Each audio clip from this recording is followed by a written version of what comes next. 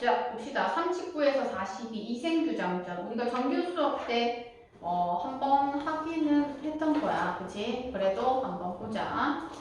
자, 어느 날 이생이 채씨에게 말했다. 이렇게 얘기를 해. 이생과 채씨는 뭐한 사이? 둘이 사랑하는 사이로 제시가 되는 부분이지. 옛 성인의 말씀에 어버이가 계시면 나가 놀더라도 반드시 가는 곳을 고해야 한다라고 했어. 그런데 지금 나는 부모님께 아침 저녁 누가 인사를 드리지 못한 채 벌써 사흘이나 보냈구려. 그러면서 분명 부모님께서는 문간에 기디어 나를 기다리실 것이니 이 어찌 자식된 도리라 하겠소? 라고 얘기를 하고 있지. 이를 봤을 때 어찌 자식된 도리라 하겠소? 라고 하는 걸 봤을 때 이생은 소에 대해서 얘기하는 거기 때문에 유교적 가치관에 가지고 있는 인물입니다. 왜? 부모에 대해서, 그치? 부모에게 효를 다하지 못하는 거에 대해서 얘기하고 있으니까. 민주 적고 있어?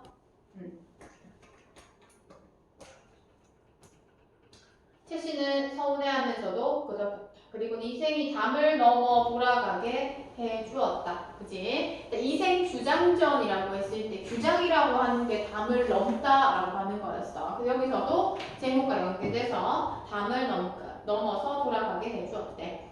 이생은 그 뒤부터 밤마다 채씨를 찾아가지 않는 날이 없었다라고 얘기를 하지. 이생 규장전에서의 가장 두드러지는 특징이 우리가 뭐라고 했냐 하면 자, 만남과 이별이 뭐 된다?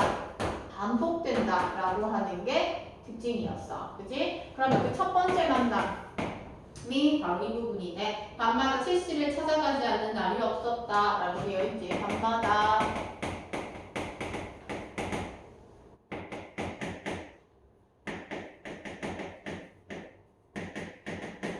담을 넘어 이생과 채씨가 만나.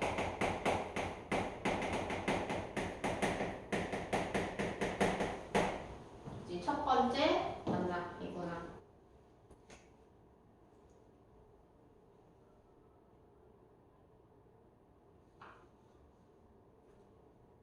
네가 아침에 집을 나갔다가 저녁에 아버지가 울었을 때 아버지가 아들한테 집을 나갔다가 저녁에 돌아오는 것은 옛 성인이 남기신 인의의 가르침을 배우려는 것이다. 그런데 요즘은 학연역에 나갔다가 새벽에 돌아오는 이게 어찌 된 일이냐? 경박한 놈들의 행실을 배워 남의 집 담장을 넘어가서 누구네 집 교수와 정을 통하고 다니는 것이냐? 이런 얘기가 제시가 되지.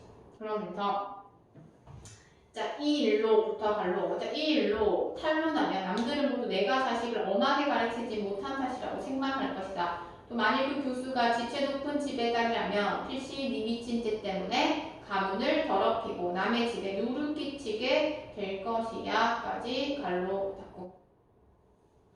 정리한다. 자식의 교육과 명예, 예의 등을 중시.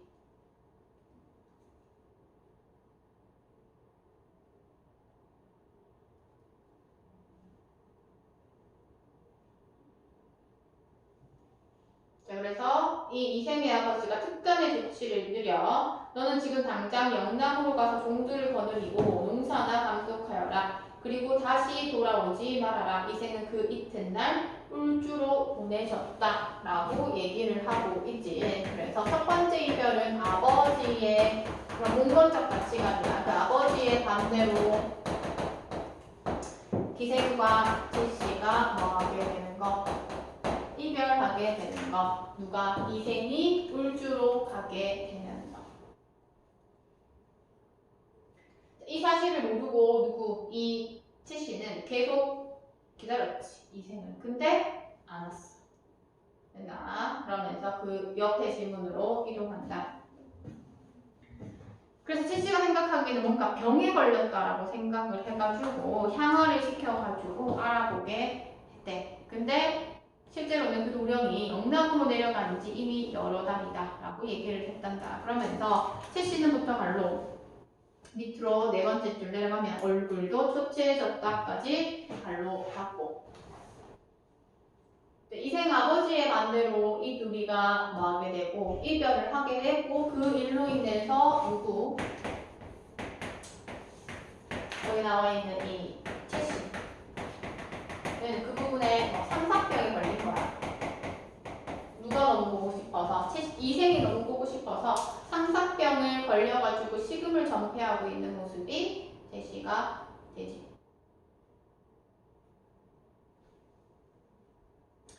그래서 첼시의 부모가 물었어. 도대체 무슨 일이냐 이게, 이렇게 물어보고 있지. 그러면서 이제 다 얘기를 했고, 하마터면 우리 딸을 잃을 뻔했구나. 이생이 누군데? 이렇게 얘기하고 있어. 그랬더니 갈로 이렇게 되자 첼시도 더 이상 숨길 수가 없었고, 그녀는 목구멍에서 겨우 나오는 작은 목소리로 부모님께 사실을 아뢰었다까지 갈로 잡고 정리한다.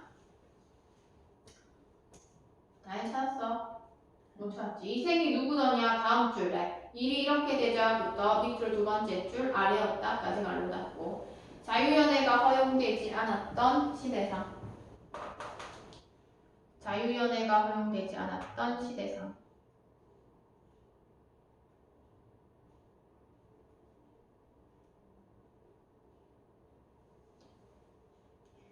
자, 그럼 두 번째 줄 내려가면 혼자 가만히 생각해보니 남녀가 서로 사랑을 느끼는 것은 인간의 정리로서 지극한 중요한 일이다 라고 얘기를 하고 있네. 그렇다는 이 사랑이라고 하는 그 감정을 얘는 긍정적으로 생각하고 있다는 거야. 그러므로 매실 떨어지는 것을 보고 홍기를 놓치지 말라고 시경의 주남편에서 노래했고 주역에서도 경계했다. 정도 지키지 못함이 흉하다는 걸 저는 버들처럼 비운에 가녀린 몸으로 뽕나무 잎이 시들기 전에 시집을 가야 한다는 말을 위험치 못하고 길가 이슬에 옷을 적셔주어 사람들의 비웃음을 받게 됐다. 이렇게 얘기를 해. 그럼 그 밑으로 세 번째 줄 그러나 이 고기줄 저 신이 없는 도련님의 한 번 가시 집안의 향을 훔친 뒤로 훔친 뒤까지 이 줄.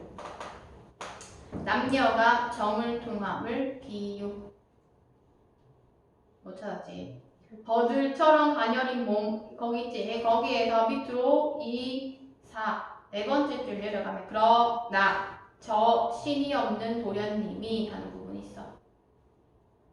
거기서부터 훔친 뒤로 훔친 뒤까지 남녀가 정을 통함을 비유.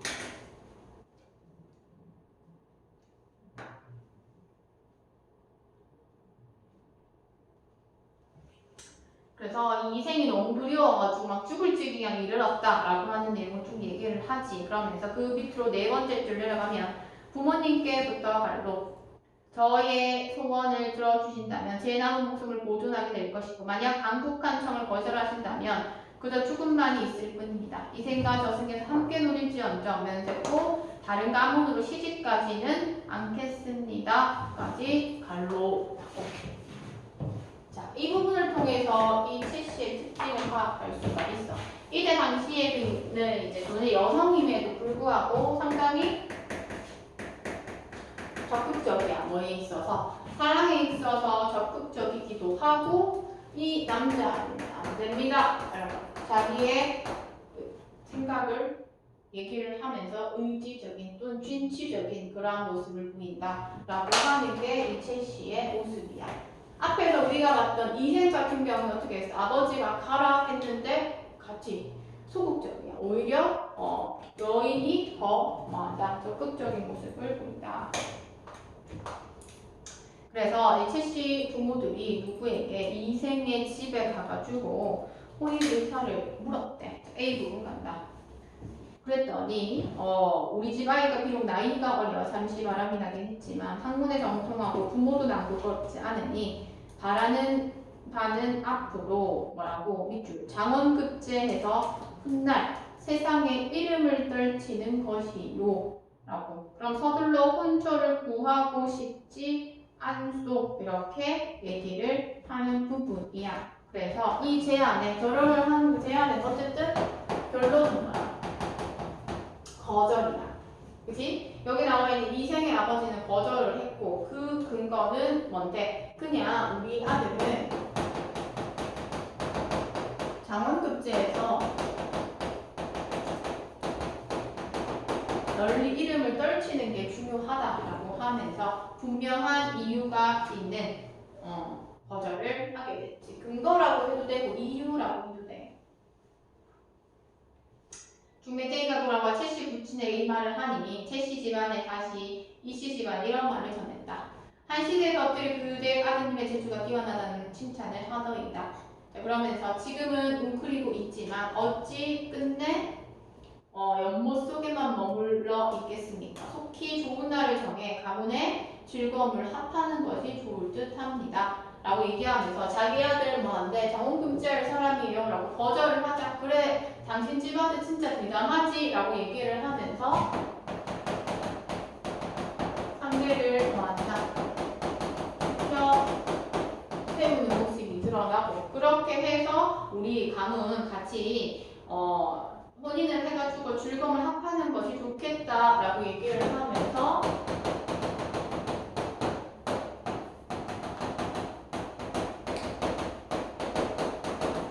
자신이 원하는 바를 전달한다라고 얘기하면서 A와 B의 서술상 특징 파악할 수가 있어.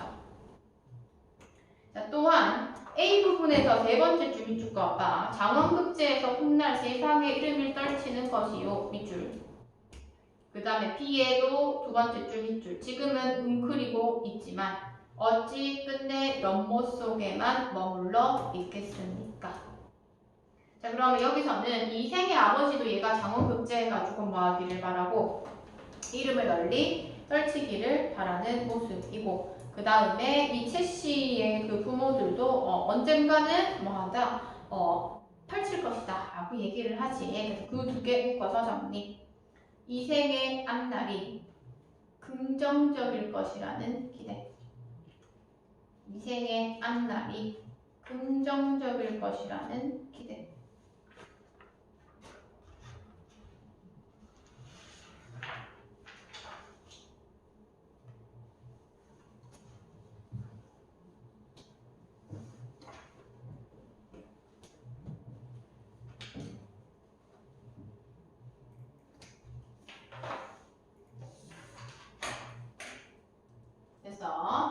중매쟁이가 쏟아서 그 말을 전했다. 그래서 부친이 말하기를 나 역시 젊어서 책을 뭐 잡고 쭉 얘기한다. 나 역시부터 어디 밑줄 쭉 내려오면 귀댁을 속인 것일 깹니다 까지 발로 달고 또 거절해.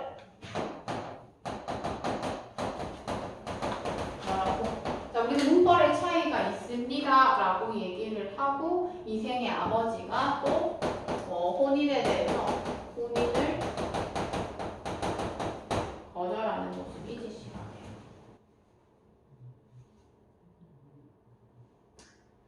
자, 그래서 중매쟁이가 다시 최씨 가문에 모아져 최씨 부친이 납치와 의복에 관한 일은 제가 모두 알아서 하겠다. 좋은 날을 가려서 화촉을 밝힌 날짜만 정해주시면 좋겠습니다 라고 얘기를 하면서 끝까지 이 최씨의 부모는 뭐 하는 거야? 상대가 이러이러한 얘기 때문에 뭐한테 거절한다 라고 얘기를 하지만 상대가 좋아할 만한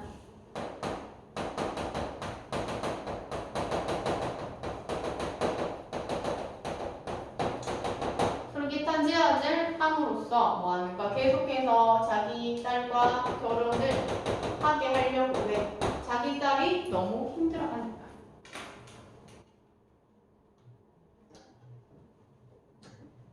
자, 그래서 이씨 집안의 일이 여기 이르자 마음을 돌려 곧 이생을 불러다 그의 의사를 물었고 이생은 기쁨을 이기지 못했다. 이생은 당연히 땡큐지. 그래서 마지막 부분에 있어서는 이제 허락이 떨어졌고 이들이 다시 혼인하는 게 두 번째 이별이다 라고 볼 수가 있어.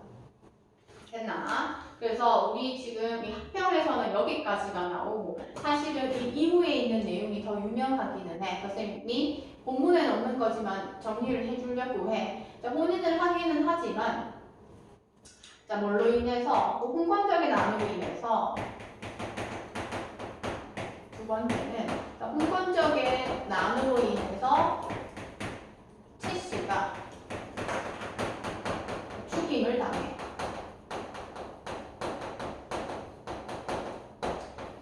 죽임을 당한다. 그 죽어. 왜 죽으냐 하면 겁탈을 하려고 하니까는 저는 안 된다. 너 개돼지한테 내 몸을 맡기느니 내가 죽는 게 낫겠다라고 얘기를 하면서 내가 지조와 절개를 절대로 저버리지 않겠다 이런 얘기를 하거든. 그래서 결국에는 죽고 마는 상황이 제시가 되지. 그로 인해서 이제 두 번째 이별이 제시가 돼. 그럼 앞에서 이제 이생이 부모에 대해 효를 다하는 것도 유교적 가치지만 이 지조와 절개도 유교적 가치야. 그래서 여기에서 유교적 가치관이 드러난다라고 하면 맞는 표현이다 라고 볼 수가 있지. 그 다음 이제 세 번째 만남은 뭐냐 하면 이 채 씨가 죽었는데, 그지? 채 씨가 죽었는데 사실 한생애가 죽은 채 씨와 재회하는 상황이 나타나. 채 씨가 나타나가지고 이생한테 저랑 그래도 다시 한번 살아보시겠습니까? 해서 당연히 이생은 땡큐 이렇게 얘기를 해. 저는 좋습니다 하면서 둘이 되게 행복한 나날을 보내. 그러던 어느 날 치씨가 뭐라고 얘기하냐면 저는 이제 떠나야 합니다. 이런 얘기를 해. 왜 갑자기 떠나요? 라고 얘기를 하니까 저는 귀신의 명부에 이미 죽은 목숨이다. 이런 얘기를 해. 그래서 우리가 도깨비 같은 거 보면 거기에 나오는 그 이동욱 기차 승사자가 막 명단 다니면서 몇 월 며칠 미리 죽는 거 막 이렇게 얘기하잖아. 귀신의 명부에 있기 때문에 다시 가야 합니다 라고 얘기를 하면서 이들이 영원한 이별을 하면서 마무리가 되고 결국에는 이제 채 씨가 하늘나라로 진짜로 가면서 이 오히려 앞에서와는 다르게 이생이 그녀를 그리워하면서 아파하다가 이생도 죽게 되는 상황. 그래서 이 이생규장면 같은 경우에는 다른 고전소설과 다른 점이 뭐냐 하면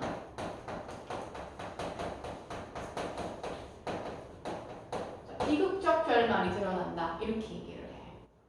비극적 결말. 둘이 이루어지지 않고 채 씨는 하늘나라로 가고 이생은 망하게 되고 이생도 또 그녀를 따라 죽게 되는 그러한 상황이 되지. 그래서 여기 있는 본문에 있어서는 유교와 관련해서 효만 제시가 되고 생략된 미후에서는 여기서는 또 지조와 절개라고 하는 유교적 측면 이런 것도 나오고 그 다음 죽은 채 씨와 어떻게 해서든 제외를 했다라고 하는 측면에서 뭐 도교적 숙명론도 드러나고 마지막에 어쨌든 이들이 이루어지지 않았다라고 얘기하면서 불교적 무상관도 나타나. 전체적으로 보면. 근데 여기에서는 이제 본문에 있는 거는 뒷부분은 안 나오니까 거기까지만 파악하면 될 것 같아요. 됐어요? 여기까지 하고 끊었다가 2024학년도 독서 할게요.